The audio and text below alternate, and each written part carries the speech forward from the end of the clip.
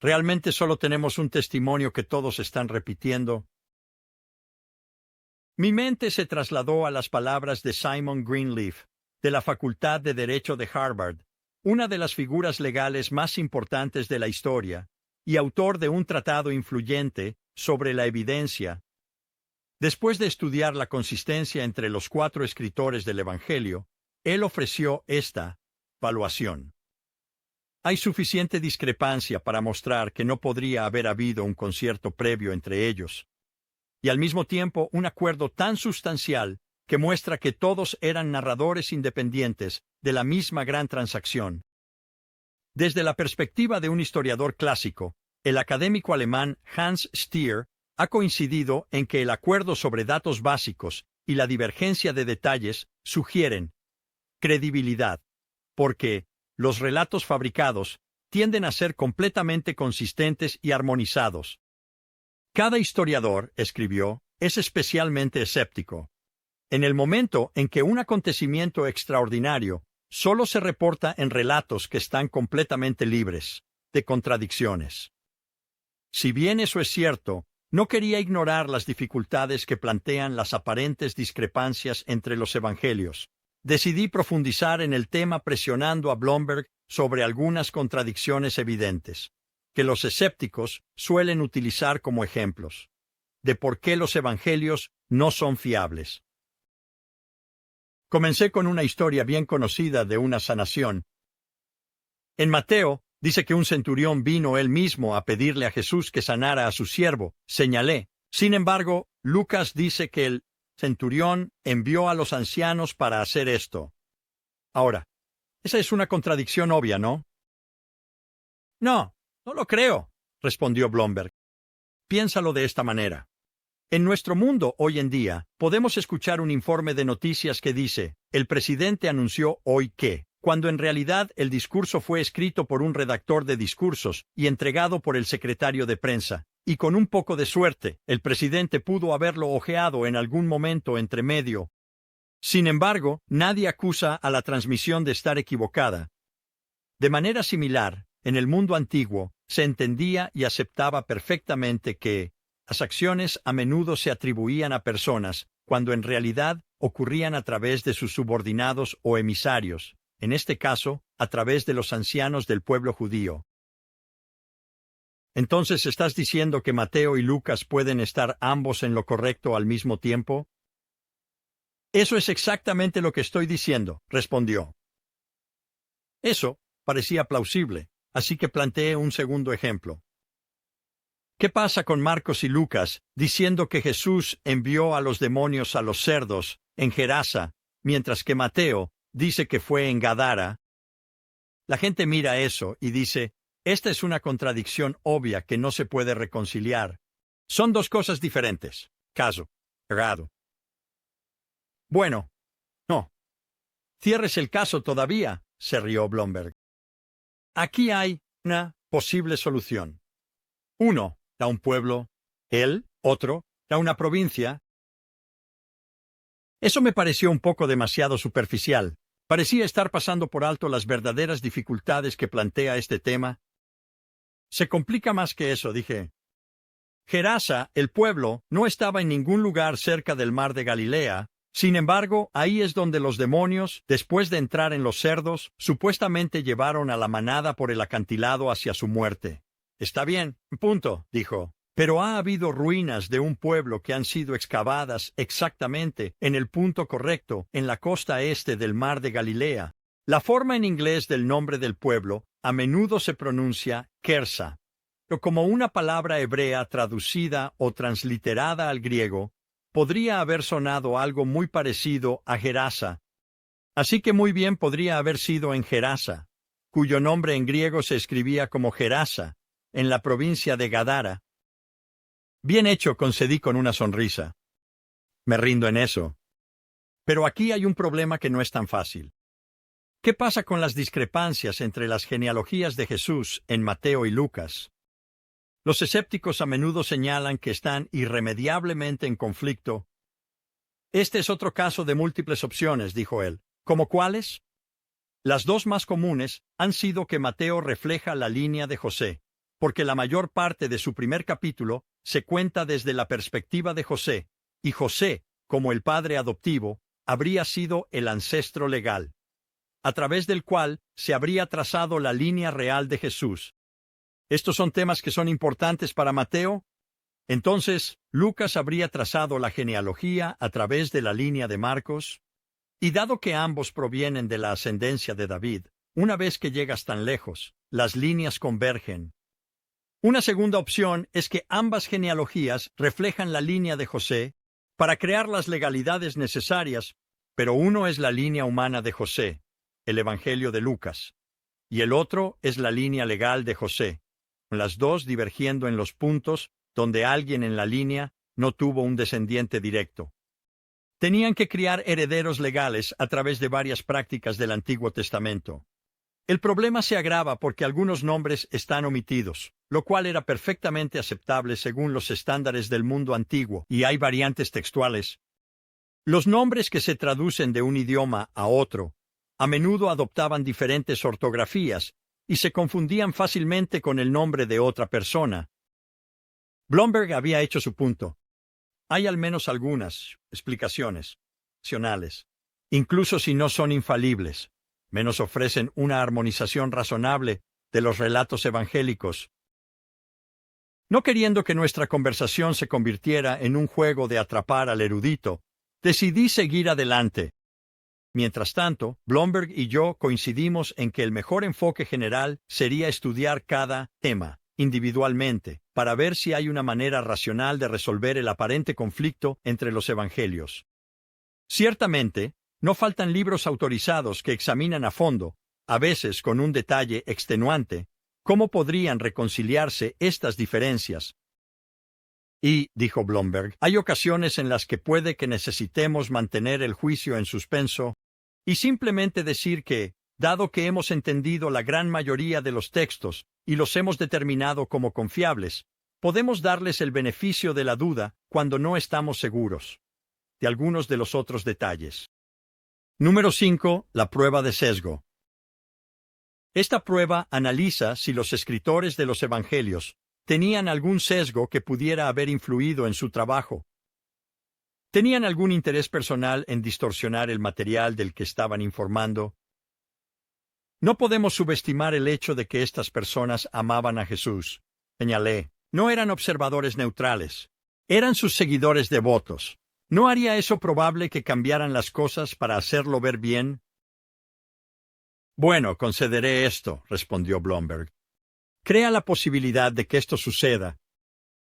Pero por otro lado, la gente puede honrar y respetar tanto a alguien que eso les lleva a registrar su vida con gran integridad. Así es como ellos mostrarían su amor por él. Y creo que eso es lo que pasó aquí.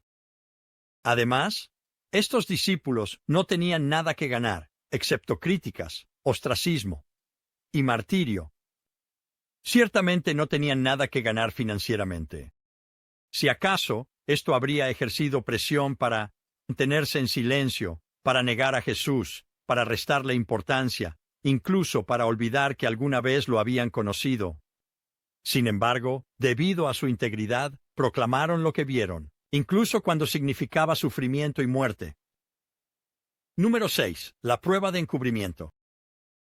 Cuando las personas testifican sobre eventos que vieron, a menudo intentan protegerse a sí mismas o a otros, al olvidar convenientemente mencionar detalles que son embarazosos o difíciles de explicar. Como resultado, esto genera incertidumbre sobre la veracidad de todo su testimonio. Así que le pregunté a Blomberg, ¿los escritores de los evangelios incluyeron algún material que pudiera ser embarazoso? ¿O lo ocultaron para verse bien? ¿Reportaron algo que les resultara incómodo o difícil de explicar? De hecho, hay bastante en esa línea, dijo. Hay un gran conjunto de las enseñanzas de Jesús, llamado las palabras difíciles de Jesús. Parte de eso es muy exigente éticamente. Si estuviera inventando una religión para satisfacer mis caprichos, probablemente no me diría que sea tan perfecto como mi Padre Celestial es perfecto, ni definiría el adulterio para incluir el deseo en mi corazón. Pero, protesté, hay declaraciones exigentes en otras religiones también. Sí, eso es cierto. Y por eso los dichos difíciles más persuasivos son aquellos que podrían ser embarazosos para lo que la Iglesia quería enseñar sobre Jesús. Esa respuesta parecía vaga. Dame algunos ejemplos, dije. Blomberg pensó por un momento y luego dijo, por ejemplo, Marcos 6, versículo 5, dice que Jesús pudo hacer pocos milagros en Nazaret, porque la gente allí tenía poca fe, lo que parece limitar el poder de Jesús. Jesús dijo en Marcos 13, versículo 32, que no sabía el día ni la hora de su regreso, lo que parece limitar su omnisciencia. Ahora, en última instancia, la teología no ha tenido un problema con estas declaraciones, porque el propio Pablo, en Filipenses 2, versículos 5 al 8, habla sobre Dios en Cristo, limitando voluntaria y conscientemente el ejercicio independiente de sus atributos divinos. Pero si me sintiera libre de jugar rápido y suelto con la historia del Evangelio, sería mucho más conveniente simplemente omitir ese material por completo, y así no tendría que pasar por la molestia de explicarlo. El bautismo de Jesús es otro ejemplo. ¿Puedes explicar por qué Jesús, que estaba sin pecado, se dejó bautizar? ¿Pero por qué no hacer las cosas más fáciles omitiéndolo por completo? En la cruz, Jesús clamó, Dios mío, ¿por qué me has desamparado? Hubiera sido en el interés propio de los escritores omitir eso, porque plantea demasiadas preguntas. Ciertamente, añadí, hay mucho material embarazoso sobre los discípulos. Absolutamente, dijo Blomberg. La perspectiva de Marcos sobre Pedro es bastante consistentemente poco halagadora, y él es el cabecilla. Los discípulos malinterpretan a Jesús repetidamente. Santiago y Juan quieren los lugares a la derecha e izquierda de Jesús, y él tiene que enseñarles lecciones difíciles sobre el liderazgo de servicio en su lugar. A menudo parecen un grupo de personas egoístas, interesadas solo en sí mismas, un poco torpes. Ahora, ya sabemos que los escritores del Evangelio fueron selectivos. El Evangelio de Juan termina diciendo, de manera algo hiperbólica, que el mundo entero no podría contener toda la información que se podría haber escrito sobre Jesús. Entonces, si hubieran dejado algo de esto fuera, eso, en sí mismo, no necesariamente se habría visto como falsificar la historia. Pero, aquí está el punto. Si no se sintieron libres de omitir cosas cuando habría sido conveniente y útil hacerlo, ¿es realmente plausible creer que habrían añadido y fabricado material sin ninguna base histórica? Blomberg dejó la pregunta en el aire por un momento antes de concluir con confianza. Diría que no. Número 7. La prueba de corroboración. Introduzco esta próxima prueba preguntándole a Blomberg. Cuando los evangelios mencionan personas, lugares y eventos, se verifica que sean correctos en los casos donde se pueden comprobar de manera independiente. A menudo, tal corroboración es invaluable para evaluar si un escritor tiene un compromiso con la precisión. ¿Sí, lo hacen? Y cuanto más exploran las personas esto, más se confirman los detalles, respondió Blomberg. En los últimos 100 años, la arqueología ha descubierto repetidamente hallazgos que han confirmado referencias específicas en los evangelios, particularmente en el Evangelio de Juan. Irónicamente, el que supuestamente es tan sospechoso.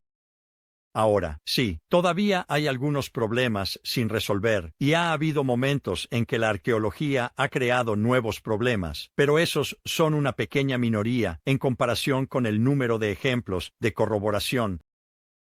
Además, podemos aprender a través de fuentes no cristianas muchos hechos sobre Jesús que corroboran enseñanzas clave y eventos en su vida. Y cuando te detienes a pensar que los historiadores antiguos, en su mayoría, solo trataban con gobernantes políticos, emperadores, reyes, batallas militares, personas religiosas oficiales y grandes movimientos filosóficos, es notable cuánto podemos aprender sobre Jesús y sus seguidores, a pesar de que no encajaban en ninguna de esas categorías, en el momento en que estos historiadores estaban escribiendo. Esa fue una respuesta concisa y útil. Sin embargo, aunque no tenía razones para dudar de la evaluación de Blomberg, Decidí que valdría la pena hacer un poco más de investigación en esta línea. Tomé mi pluma y anoté un recordatorio para mí mismo en el margen de mis notas. Obtén opiniones de expertos en arqueología e historia. 8. La prueba de testigos adversos. Esta prueba plantea la pregunta: ¿había otros presentes? ¿Quién habría contradicho o corregido los evangelios si hubieran sido distorsionados o falsos? En otras palabras, vemos ejemplos de contemporáneos de Jesús quejándose de que los relatos del evangelio eran simplemente incorrectos. Muchas personas tenían diversas razones para querer desacreditar este movimiento, y lo habrían hecho si hubieran podido simplemente contar la historia de una mejor manera, dijo Blomberg. Sin embargo, mira lo que dijeron sus oponentes. En escritos judíos posteriores, Jesús es llamado un hechicero que desvió a Israel, lo que reconoce que realmente hizo maravillas asombrosas, aunque los escritores discuten la fuente de su poder. Esta habría sido una oportunidad perfecta para decir algo como: los cristianos te dirán que él hizo milagros, pero nosotros estamos aquí para decirte que no lo hizo. Sin embargo, esa es la única cosa que nunca vemos que digan sus oponentes. En cambio, conocen implícitamente que lo que los evangelios escribieron sobre que Jesús realizó milagros es cierto. Pregunto, ¿podría este movimiento cristiano haber echado raíces justo allí en Jerusalén, en la misma área donde Jesús había hecho su ministerio, había sido crucificado, enterrado y resucitado, si la gente lo conocía, si eran conscientes de que los discípulos estaban exagerando o distorsionando lo que él hizo? No lo creo, respondió Blomberg. Tenemos una imagen de lo que inicialmente era un movimiento muy vulnerable y frágil, que estaba siendo sometido a persecución. Si los críticos hubieran podido atacarlo con base en que estaba lleno de falsedades o distorsiones, lo habrían hecho. Pero, enfatizó al concluir, eso es exactamente lo que no vemos. Debo admitir que me impresionó Blomberg. Informado, elocuente, académico, convincente. Él había construido un caso sólido sobre la fiabilidad de los evangelios. Su evidencia sobre su autoría tradicional, su análisis de la fecha extremadamente temprana de las creencias fundamentales sobre Jesús, su defensa bien razonada de la precisión de la tradición oral, su examen reflexivo de las aparentes discrepancias, todo su testimonio, había establecido una base sólida sobre la cual construir. Sin embargo, aún quedaba un largo camino por recorrer para determinar si Jesús es el Hijo único de Dios. De hecho, después de hablar con Blomberg, mi siguiente tarea se volvió clara. Determinar si estos evangelios, que Blomberg ha demostrado ser tan confiables, nos han sido transmitidos de manera fiable a lo largo de los siglos. ¿Cómo podemos estar seguros de que los textos que estamos leyendo hoy tienen alguna semejanza con lo que se escribió originalmente en el primer siglo? Además, ¿cómo sabemos que los evangelios nos están contando toda la historia sobre Jesús? Miré mi reloj. Si el tráfico estaba ligero, tomaría mi avión de regreso a Chicago.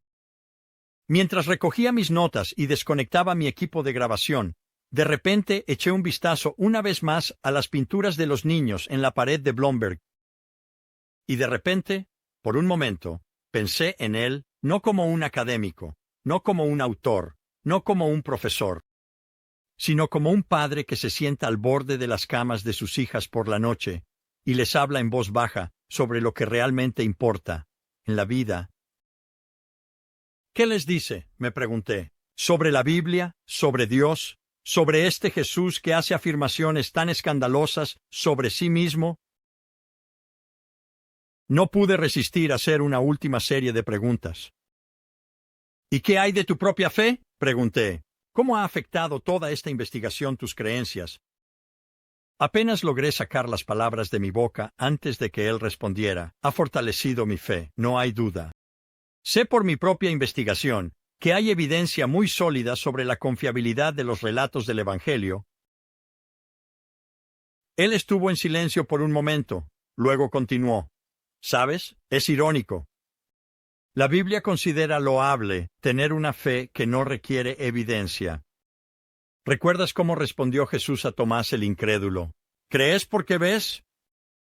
Bienaventurados los que no han visto y sin embargo creen, y sé que nunca podemos obligar o forzar la fe. No podemos suplantar el papel del Espíritu Santo, que a menudo es una preocupación de los cristianos cuando escuchan discusiones de este tipo. Pero te diré esto. Hay muchas historias de académicos en el campo del Nuevo Testamento que no han sido cristianos, pero que, a través de su estudio de estos temas, han llegado a tener fe en Cristo. Y ha habido incontables más académicos, ya creyentes, cuya fe se ha fortalecido, se ha vuelto más sólida, más fundamentada, gracias a la evidencia, y esa es la categoría en la que caigo. En cuanto a mí, originalmente había estado en la primera categoría. No un académico, sino un escéptico, un iconoclasta, un reportero duro en una búsqueda de la verdad sobre Jesús, que dijo que Él era el camino, la verdad y la vida. Cerré mi maletín y me levanté para agradecer a Blomberg. Volvería a volar a Chicago satisfecho de que, una vez más, búsqueda espiritual había comenzado con buen pie.